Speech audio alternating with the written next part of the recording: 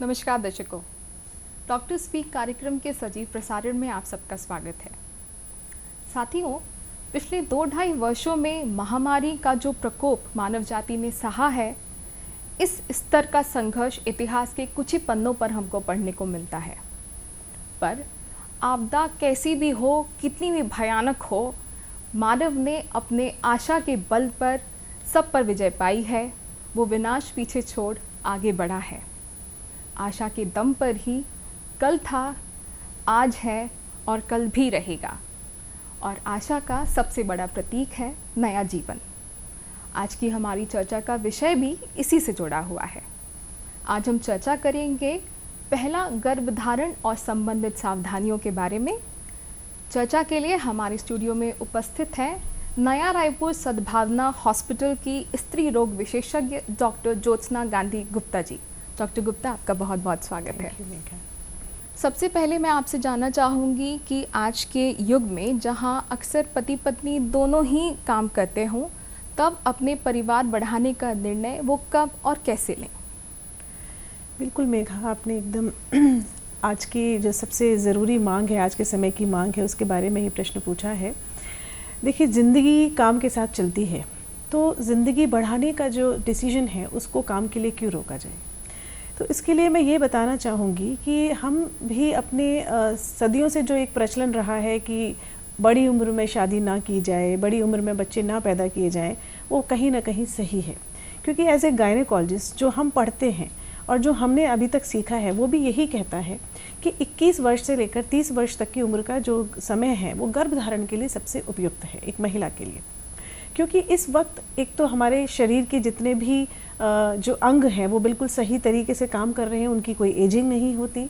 साथ ही साथ जैसे जैसे उम्र बढ़ती है वैसे जैसे ही ब्लड प्रेशर बढ़ने की समस्या, कभी कभी शुगर बढ़ने की समस्या, कभी थायराइड है, इस तरीके की समस्याएं धीरे धीरे आने लगती हैं। और आजकल तो कुछ ऐसी समस्याएं भी हैं जिनके बारे में पहले कभी नहीं सुना था, जिसको एंडोमेट्रियोसिस बोलते हैं। कुछ महिलाएं ज़रूर आपके शायद जो श्रोता हैं वो जानते होंगे इस बारे में। ये भी ऐसी चीज़ है जो उम्र बढ़ने के साथ साथ बढ़ती है और फिर गर्भधारण नहीं कर पाते। तो मैं ये सजेशन दूंगी एज ए गायनेकोलॉजिस्ट कि काम अगर करना है तो करेंगे ही, लेकिन अगर हम पहले से प्लानिंग करें, अपने फाइनेंशियल सपोर्ट की, फैमिली सपोर्ट की, हर तरह से अगर हम तैयारी करें और इसको भी अपने दिमाग में लेकर चलें कि हाँ, हमें भी अपना ज़िंदगी आगे बढ़ानी है, एक नई जीवन को लाना है, तो 21 वर्ष से 30 वर्ष की उम्र में प्लानिंग करके आप ये काम कर सकते हैं। जी डॉक्टर गुप्ता, मैं दूसरा सवाल आपसे ये पूछना चाहूँगी कि जैसे आपने बताया कि कुछ महिलाओं को बीपी शुगर का दिक्कत हो सकती है।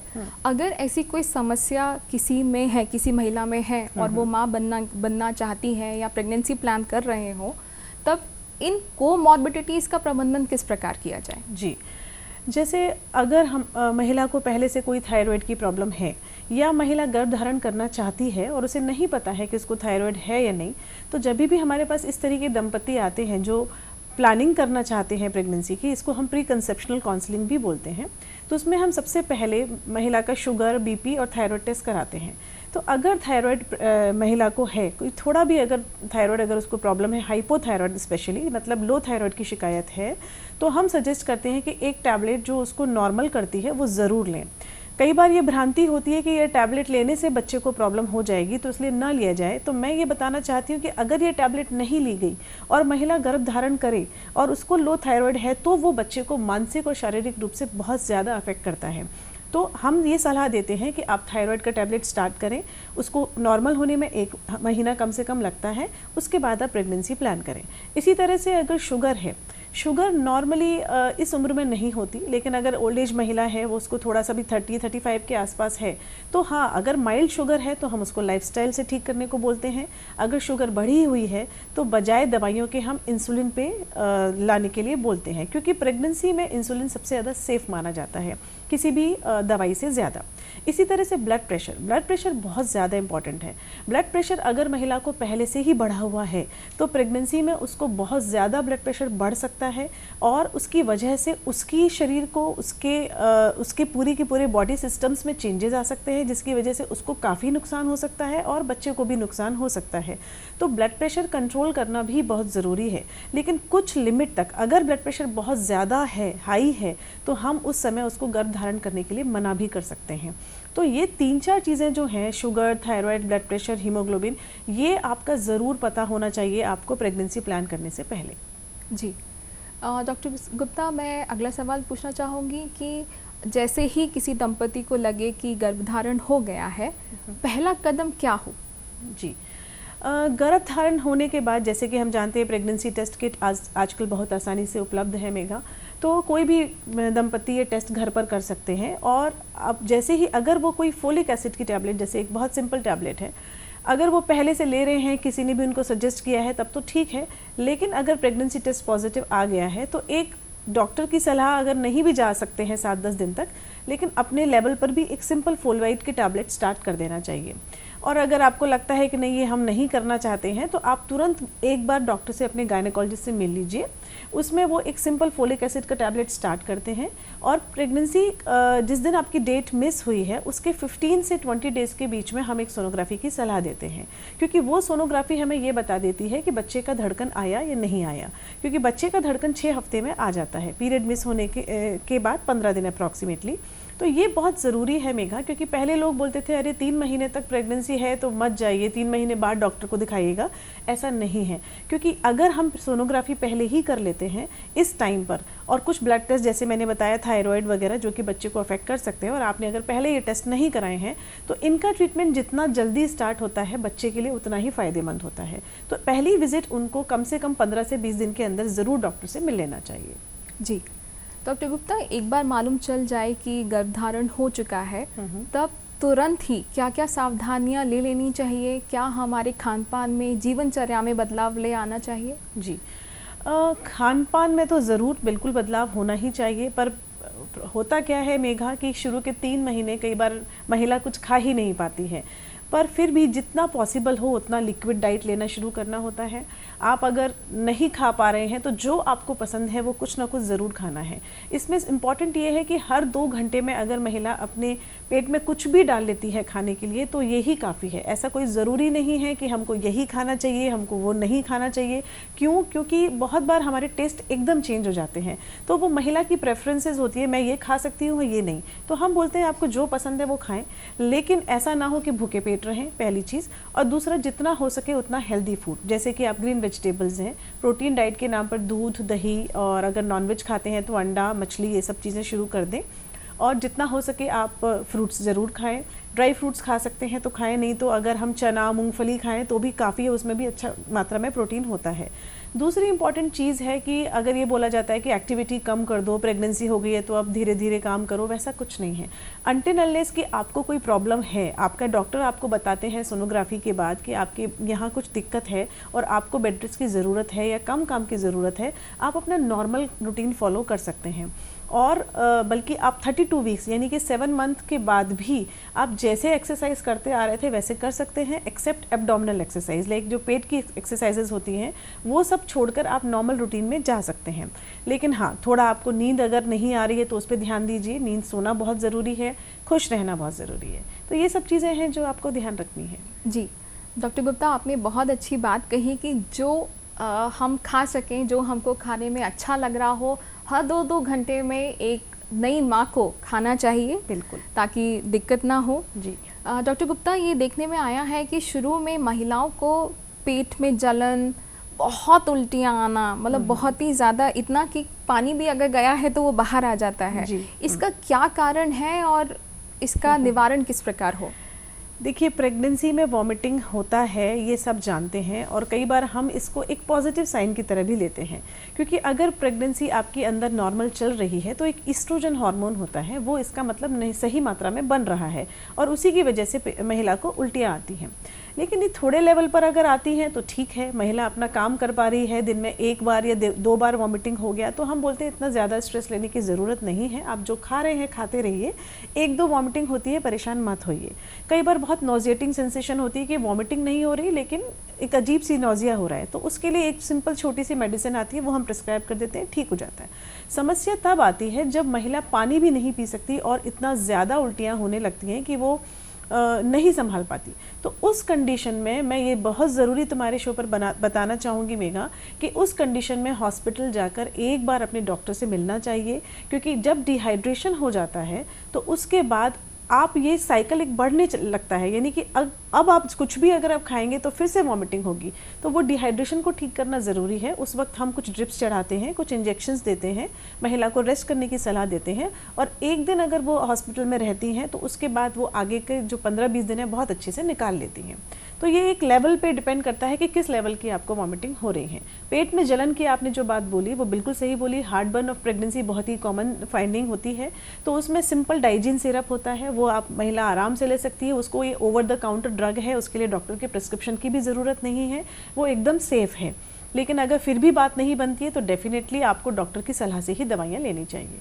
जी डॉक्टर गुप्ता, प्रेगनेंसी में अक्सर माँ को घर में कहा जाता है अब तुम 1 नहीं 2 हो, इतना खाओ, इतना कम क्यों खाया, 2 रोटी नहीं खाओ, 4 रोटी खाओ, 1 के लिए नहीं 2 के लिए खा रही हो। आखिर कितना खाना ज़रूरी है या सफिशिएंट है? हाँ बिल्कुल, तुमने सही सवाल पूछा मेघा। एक्चुअली 1 और 2 की बात नहीं जानती, लेकिन हाँ प्लस 300 किलो कैलोरीज जो आप पहले खा रहे थे उससे 300 किलो कैलोरीज आपको ज़्यादा खाना है। और इसके लिए आपको कहीं ना कहीं ध्यान रखना है कि आपकी प्रोटीन डाइट बहुत अच्छी हो। जैसा कि मैंने पहले भी बताया कि दूध, दही, दाल, अंडा, मछली, चिकन या फिर जितने भी स्प्राउट्स होते हैं, अंकुरित चना और मूंग, ये आपके डाइट में ज़रूरी है शामिल होना। अगर आप इनमें से कुछ भी नहीं ले रहे हैं तो डेफिनेटली आपके बच्चे को प्रोटीन की पूरी डोज नहीं मिल रही है। उस कंडीशन में बच्चे को ग्रोथ रिटार्डेशन या बर्थ वेट कम होने की संभावना रहती है। तो आप जितना खा सकते हैं खाइए, लेकिन नेचुरली आप जो खा रहे थे उससे तो थोड़ी मात्रा आपको बढ़ानी ही पड़ेगी। तो प्लस 300 किलो कैलोरी को आप कैसे कैलकुलेट करते हैं ये इस शो पे बताना मुश्किल है, बट यस थोड़ा तो आपको ज़्यादा खाना ही पड़ेगा। जी जी डॉक्टर गुप्ता, अगला सवाल मेरा आपसे ये है कि जैसे हमने अभी कुछ दिक्कतों के बारे में बात की, ग्रोथ रिटार्डेशन हो सकता है या बच्चे में किसी और तरीके की दिक्कत आ सकती है, क्या ऐसा भी पॉसिबल है कि कोई बीमारी माँ से शिशु तक पहुँचे प्रेगनेंसी के दौरान? ऐसा बिल्कुल संभव है मेघा, और जितने भी वायरल इन्फेक्शंस होते हैं स्पेशली वो ये पोटेंशियल रखते हैं कि वो मदर के प्लेसेंटा को क्रॉस करके बच्चे तक पहुंच सकते हैं। जैसे बहुत सारे वायरल इन्फेक्शन जैसे HIV है, हेपेटाइटिस B है, और कई सारे बहुत सारे छोटे छोटे जैसे फ्लू लाइक वायरसेस होते हैं जिनका हम नहीं जानते हैं। हमको सिंपल थ्रोट इन्फेक्शन हो गया पता भी नहीं चलेगा। कुछ एक टॉर्च करके एक इन्फेक्शन होता है जिसको शायद बहुत से लोग जानते भी होंगे, उसको हम 5 कैटेगरी होती है उसमें, टॉक्सोप्लाज्मा, रूबेला, साइटोमेगालोवायरस, इस तरह के कुछ कुछ वायरस होते हैं। इनका पोटेंशियल होता है कि अगर ये माँ से बच्चे में ट्रांसफ़र होते हैं तो बच्चे को काफ़ी लेवल पे डैमेज कर सकते हैं। इसी तरह से हेपेटाइटिस B का अगर वायरस अंदर चला जाता है तो वो भी बच्चे को प्रॉब्लम कर सकता है, और HIV का भी। तो ये जब इसीलिए प्रेगनेंसी में वायरल मार्कर जो हम बोलते हैं जैसे कि हेपेटाइटिस B, हेपेटाइटिस C और HIV, ये टेस्ट माँ के होने बहुत ज़्यादा ज़रूरी हैं। और ये सुविधा आजकल हर आंगनवाड़ी, हर PHC पर उपलब्ध है हमारे देश में। तो ऐसा नहीं है कि कोई भी महिला इससे बच सकती है। तो ये जो है ये सारे ज़रूर टेस्ट होने चाहिए। और अगर किसी महिला को रिपीटेड एबॉर्शन की प्रॉब्लम है तो जो टॉर्च टेस्ट के बारे में मैंने बताया उसका टेस्ट कर सकते हैं, और भी बहुत सारे फैक्टर्स हैं। इसी तरह से कुछ मेडिसिन भी होती है मेघा जो बच्चे माँ से बच्चे में जा सकती है और बच्चे को अफेक्ट कर सकती हैं। इसलिए कुछ लिस्ट है, वो मेडिसिन कभी भी प्रेगनेंसी में नहीं लेनी चाहिए। तो इसलिए आपके डॉक्टर की सलाह ज़रूरी है। कोई भी मेडिसिन खाने से पहले या आपको कोई भी इन्फेक्शन होता है तो उससे पहले एक बार आपको डॉक्टर से ज़रूर मिलना चाहिए। जी, तो डॉक्टर गुप्ता, जैसे आम बीमारियां, सर्दी जुकाम होना, बुखार आना, क्या इसमें भी अगर माँ को प्रेगनेंसी के दौरान इन दिक्कतों का सामना करना पड़े तो पहले किसी विशेषज्ञ को ही मिले या जो ओवर द काउंटर क्रोसिन या और जो दवाइयाँ उपलब्ध हैं वो ले सकते हैं? ले सकते हैं। तो इसमें मैं ये ज़रूर कहूँगी मेघा कि पैरासीटामोल या क्रोसिन जैसी मेडिसिन है, अगर आपको सर दर्द है, पैर दर्द है, कमर दर्द है, या मान लो आपको बुखार हो गया है, हल्का माइल्ड फीवर है, आप ले सकते हैं। प्रेगनेंसी में पैरासीटामोल बहुत ही सेफ ड्रग है। लेकिन अगर आपको लग रहा है कि उसके बाद भी आपकी सर्दी ठीक नहीं हो रही है या आपको और भी कुछ समस्या साथ में सिम्टम्स आ रहे हैं, तो आप कोई भी दवाई आप मार्केट से खरीद कर नहीं ले सकते, जो कि बाकी लोग ले सकते हैं। तो कुछ इन्फेक्शंस, ये हमारा काम होता है कि हम ये देख लेते हैं कि ये नॉर्मल वायरल इन्फेक्शन है कि या कुछ और है, तो ये हम ही डिसाइड कर सकते हैं। आप पैरासीटामोल ज़्यादा से ज़्यादा ले सकते हैं, बाकी हर दवाई आपको नहीं लेनी चाहिए। जी डॉक्टर गुप्ता, प्राकृतिक तरीके से अगर गर्भधारण ना हो रहा हो तो क्या और भी कोई विकल्प है? बहुत सारे विकल्प हैं मेघा। जैसे हम IUI के नाम जिसने किसी ने सुना होगा ज़रूर, IUI और IVF। तो IUI और IVF बेसिकली ये इस तरीके की इन विट्रो फर्टिलाइजेशन, और IUI का मतलब है इंट्रा यूट्राइन इंसेमिनेशन। तो IUI कब करते हैं? जैसे मान लो अगर हमें पता है कि जैसे प्रेगनेंसी होने के लिए महिला का अंडा बनना ज़रूरी है, उसकी जो फेलोपियन ट्यूब्स हैं वो खुली होनी ज़रूरी है। लेकिन मान लो अगर जो पुरुष हैं उसके अंदर अगर शुक्राणुओं की कमी है या शुक्राणुओं में कुछ प्रॉब्लम है, तो वो हम लैब में उस सीमन को प्रोसेस करके और डायरेक्टली महिला के यूट्रस में हम उसको डाल सकते हैं। ये प्रक्रिया IUI कहलाती है। तो अगर नॉर्मल तरीके से प्रेगनेंसी नहीं हो रही है तो IUI ज़रूर ट्राई कर सकते हैं, प्रोवाइडेड कि महिला की ट्यूब्स खुली हों और उसका अंडा अच्छे से बन रहा हो।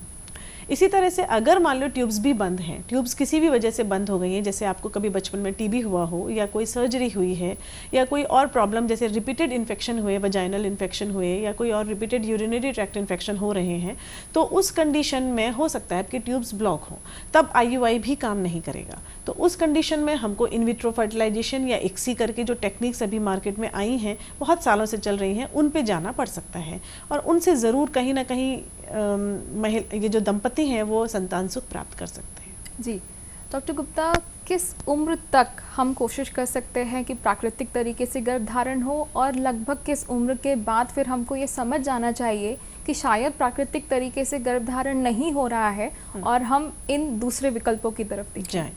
तो देखिए, गर्भधारण की जो उम्र है, वैसे तो जो महिला का एक रिप्रोडक्टिव एज ग्रुप है, हम मानते हैं कि वो 15 से 45 वर्ष की उम्र तक रहता है।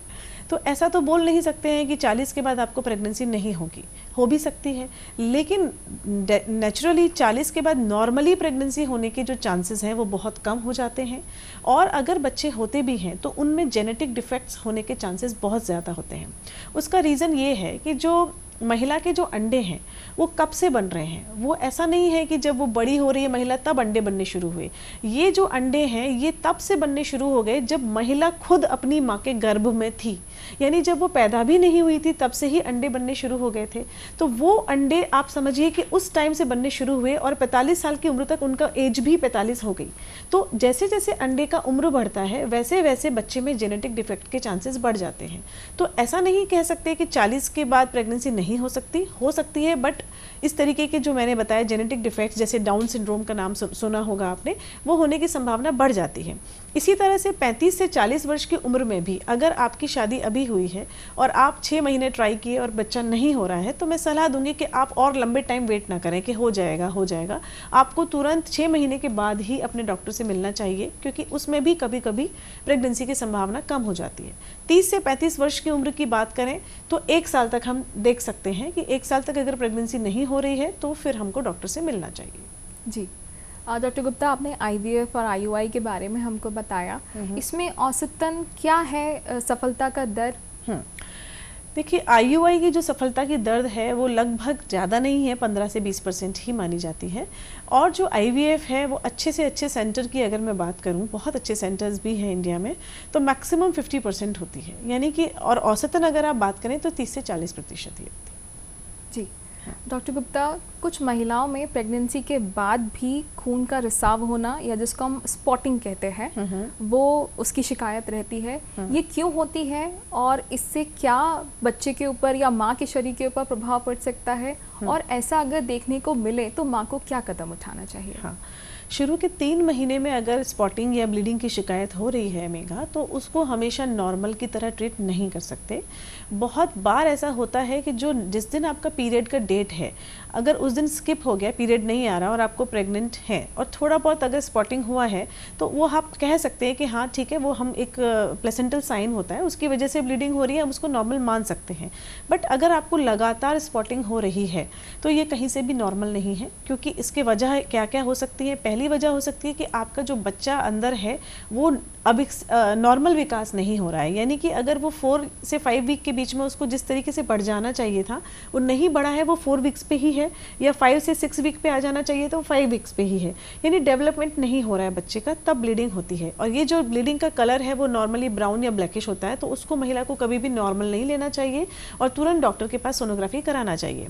इसी तरह से अगर मान लो 3 महीने के बाद भी ब्लीडिंग हो रही है, तो कई बार ऐसा होता है कि आंवल जो होती है, आंवल जिसको बोलते हैं, प्लेसेंटा हम लोग बोलते हैं, हिंदी में आंवल बोलते हैं, वो आंवल जो होती है वो नॉर्मली ऊपर होती है प्रेगनेंसी में, लेकिन अगर वो नीचे है तो ये आंवल जो है एक तरह से खून की थैली है, तो अगर वो नीचे है तो कभी भी ब्लीडिंग हो सकती है। तो उसके लिए हम उनको बेड रेस्ट की सलाह देते हैं, कुछ मेडिसिन की सलाह देते हैं और भी बहुत सारी प्रिकॉशंस हैं जो हम बताते हैं। तो कहीं से भी प्रेगनेंसी में ब्लीडिंग होना कोई भी नॉर्मल चीज़ नहीं है, उसको तुरंत आपको डॉक्टर को मिलना चाहिए। जी जी। डॉक्टर गुप्ता, बच्चे का हमने डेवलपमेंट के बारे में बात किया, क्या प्रेगनेंसी के दौरान बच्चे का जो डेवलपमेंट है, जिस तरीके से वो बढ़ रहा है, क्या इसको भी मापने का कोई तरीका है और वो किस समय अवधि में वो बिल्कुल होना चाहिए? बिल्कुल आपने सही सवाल पूछा मेघा, क्योंकि जो बच्चे का डेवलपमेंट है उसको जानने के जो तरीके हैं, उसमें पहला तो है डॉक्टर के पास एवरी मंथ हम लोग चेकअप के लिए जाते हैं, तो हम ये बता सकते हैं कि बच्चे का विकास, हम जो उसका पर एब्डोमिनल एग्जामिनेशन जो पेट देखकर बताते हैं कि हाँ आपका बच्चा ठीक है, तो वो बहुत ज़रूरी चेकअप है, वो गायनेकोलॉजिस्ट ही कर सकती हैं। दूसरा है सोनोग्राफी। सोनोग्राफी के बारे में सब लोग जानते हैं, लेकिन सोनोग्राफी को लेकर भ्रांतियाँ बहुत ज़्यादा है मेघा, कि सोनोग्राफी कराएंगे तो बच्चे को प्रॉब्लम हो जाएगी, रेज पड़ रही हैं तो बच्चे को कितनी तकलीफ हो रही होगी। ऐसा बिल्कुल भी नहीं है। आपके शो पर मैं ये क्लियर करना चाहूँगी कि जो नॉर्मल सोनोग्राफी है उसके कोई भी नुकसान बच्चे पर नहीं है। तो पहली सोनोग्राफी जैसे मैंने बताया कि जैसे ही आपका पीरियड मिस होता है उसके 15 से 20 दिन में हम करते हैं बच्चे का धड़कन देखने के लिए, वो ज़रूरी है। फिर उससे भी इंपॉर्टेंट एक सोनोग्राफी है जो कि 3rd मंथ कंप्लीट होने से पहले की जाती है, यानी कि 3rd मंथ कंप्लीट होने के 7 दिन पहले, उसको हम एंटी स्कैन बोलते हैं। वो पहले नहीं होता था, अभी होता है। उसका रीज़न ये है कि उसमें हम बहुत सारी चीज़ें ऐसी पता लगा लेते हैं जो पहले 5वें महीने में ही पता चलती थी, और 5वें महीने में पता चलता था बच्चा खराब है और फिर एबॉर्शन की प्रोसेस स्टार्ट होती थी। अभी हम वो तीसरे महीने से ही पता लगा सकते हैं कि बच्चे का सर, बच्चे की स्पाइनल कॉर्ड बनी है कि नहीं बनी, बच्चे के और कोई हार्ट में कोई प्रॉब्लम तो नहीं है। और एक बहुत ही इंपॉर्टेंट चीज़ जिसके बारे में मैंने पहले भी बोला, डाउन सिंड्रोम, कुछ ऐसे जेनेटिक डिफेक्ट्स होते हैं, उनका पता भी हम एंटी स्कैन से लगा सकते हैं। उसके बाद जो मेजर सोनोग्राफी है वो है 5वां महीना, उसमें ज़रूर सोनोग्राफी कराएं, उसको कभी भी मिस ना करें। 5वां महीना ख़त्म होने से थोड़े दिन पहले, या अगर नहीं कराएं तो 5वें महीने तक, और आखिरी सोनोग्राफी 9वें महीने में की जाती है। इससे हम बच्चे का पूरा डेवलपमेंट पता लगा सकते हैं। बिल्कुल डॉक्टर गुप्ता, बहुत अच्छी जानकारियाँ आपने हमको दी और मैं आशा करती हूँ कि हमारे दर्शकों को भी जानकारी मिली होगी। गर्भधारण से संबंधित आपके पास कोई सवाल अगर है तो मैं आपसे चाहूँगी कि आप जो भी आपके आसपास स्त्री रोग विशेषज्ञ हों उनसे मिलें, उनसे सलाह लें। खुश रहें, खुशहाल रहें। डॉक्टर गुप्ता, आपका हमारे साथ जुड़ने के लिए बहुत बहुत धन्यवाद। मैं अपने दर्शकों को भी बहुत धन्यवाद देना चाहूँगी। फिर मिलेंगे अगले सप्ताह अगले टॉपिक के साथ, तब तक के लिए नमस्कार।